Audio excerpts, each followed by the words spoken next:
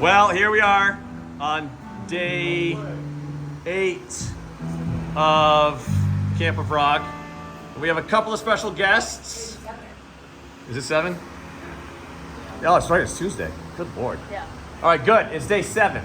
Bro really wants it to be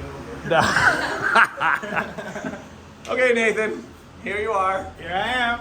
Welcome back. Nathan Post did Camp of Rock for years.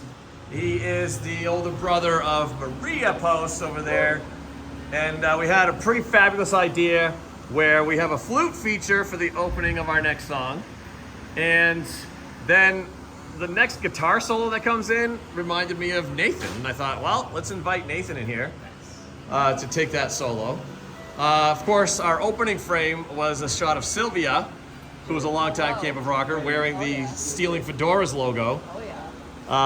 We have a band name, we have a logo, and we're not going to tell you about it. We have an appearance on the WBLM morning show tomorrow morning. And I don't know, man, I have a feeling Captain Ivy might want to hear this on the air. And I'd love to hear how you guys could make that happen. So, enough talking. Do not let this song drag tempo. That's my best advice. And also, don't do anything to bring undue attention to yourself.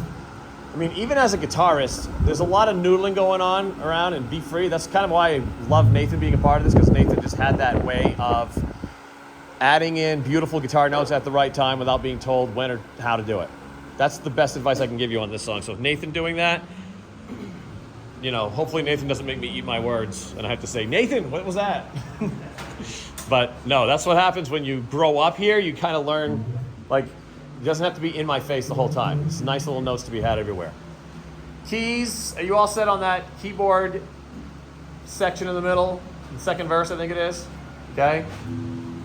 Intro, verse 1, chorus, verse 2, chorus, guitar solo, verse 3, chorus, guitar solo, everybody out for the chorus, so it's literally vocalists and acoustic guitar and bass. And then we're all back in repeating the refrain until we decide, let's wrap this up. Okay? All right, let's start over here with Jacob. You do set the tempo, actually, right? So it's like 1, 2, ready, go. 2, 3, 4. C, 2, 3, 4.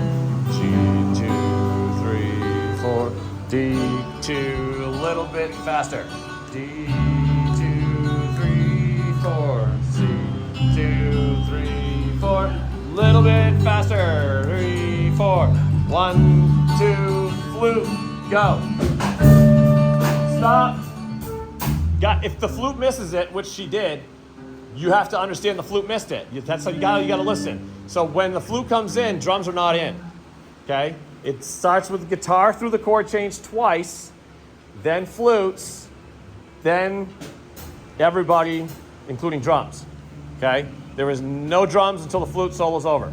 Okay? So tempo is, I could tell, like, what? Yes, it is. It's true. Okay? Guys, I can prove it to you. Here it is. Listen. Guitar.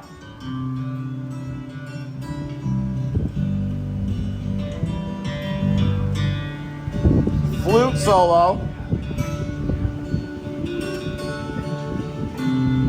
If you're hearing drums, there's nothing.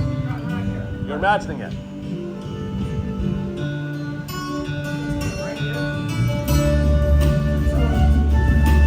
High flute solo, okay? But no snare, negligible drums, right? She had missed her solo is the point. That's the whole point. She had missed the entrance. So, like, that's the point about listening, because when you're on the fly, and if Violet, or if she misses the solo, if she misses the solo, she's gonna play it.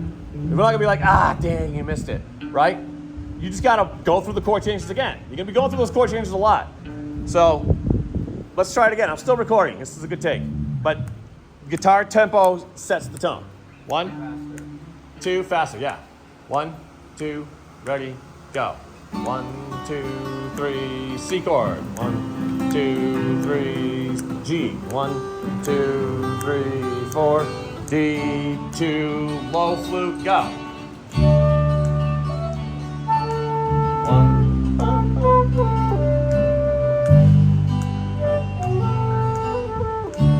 2, high flute, barrel drums. A little bit fast drums.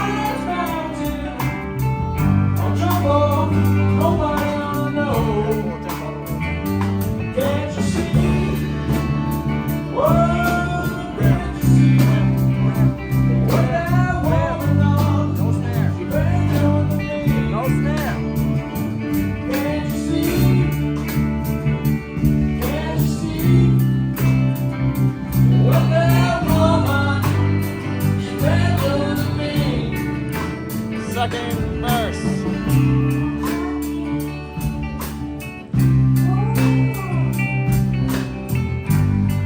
Gonna crawl inside and die.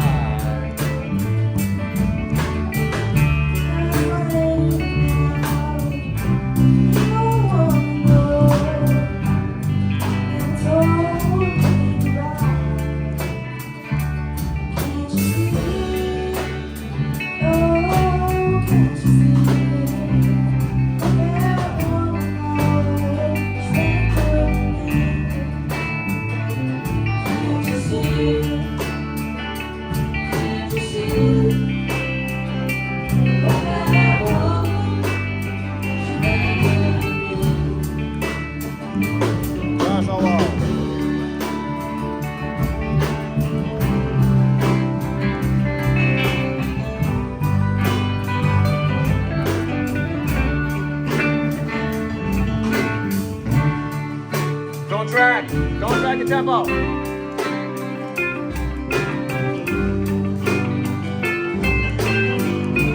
Third verse.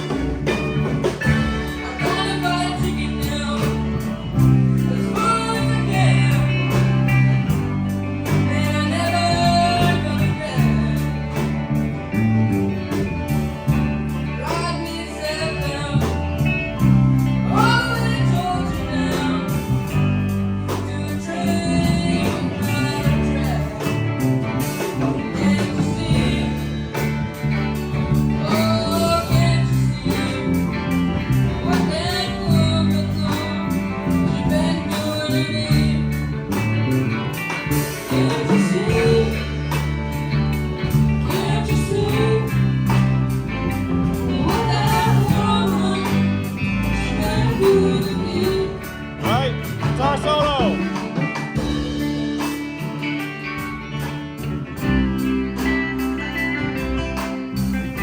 Probably add snare here. Pick up the tempo.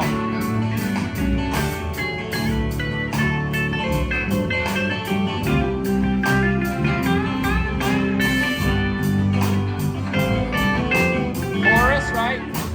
Everybody out. Whoa, can't you see what that woman done? She been doing to me. Can't you see? Whoa, can't you see what that woman? She been doing to me. Ready? Everybody in. Now you got snare. What that woman?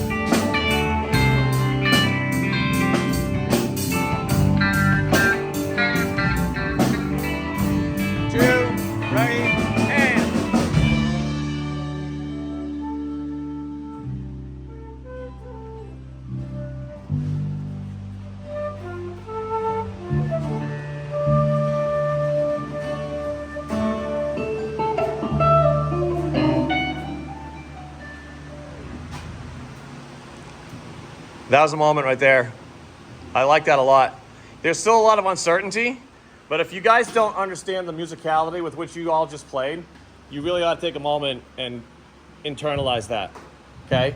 I think the tempo was dragging slightly, and I think that we could have kicked it up into higher gear a little bit sooner, but I would rather be careful with it than to say, nope, nope, nope, we gotta dial it back. You understand what I'm saying? Like, I love the control that you just showed, okay? There's not enough happening in the keys at this point. And so, Jonathan, if you missed something with the chord changes, we gotta get you back in here on those, okay? Because there's no time for you to be like not jamming at the end. And I know that I said maybe a little bit less of those chords, but I didn't really mean it. I just was in a bad mood this morning. So you can put a few more in there as well. And the snare can come in sooner. You know, it's one of these things where it doesn't need to stay as low for as long, because it does really take off, but it has to do more with like tempo than anything at this point, I think. But that's a great performance of that song. Nathan, nicely done. Let's hear it for Nathan. Great job soloing. That was really good.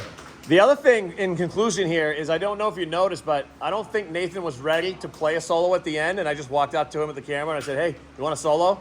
And he was like, oh, yeah, okay. And he took his volume level on his guitar, which had been down, and then he cranked it, and then you could hear him. So that's the kind of volume control that helps you just fall into the background a little bit when you're just fingering chords, and then when you have to solo, you don't want to have to like blow our brains out while we're doing chords to then be heard. You can be heard during the solo, okay? But nice job. Very good job on that song today. I can't wait to hear it on Friday.